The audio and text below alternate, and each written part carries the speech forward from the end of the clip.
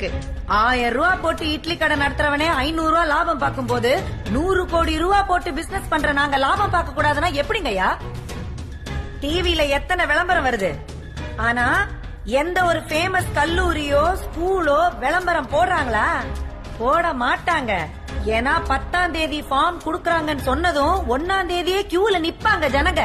இந்த சாட்சி கூண்டுல நின்னவங்க 3 parents, நிக்காதவங்க 30,000 parents. எது நியாயம்? அப்போ தவறு மக்கள் மேலயா? ஆமா, மக்கள் மேலதான்.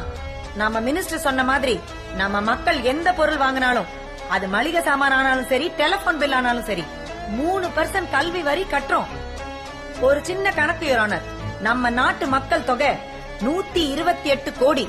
இதுல 50 கோடி பேர் ஒரு நாளைக்கு 10 ரூபாய்க்கு ஒரு பொருள் வாங்கினா கூட 15 கோடி. ஒரு நாளைக்கு 15 கோடினா ஒரு வருஷத்துக்கு 5475 கோடி கல்வி வரி கட்டுறோம்.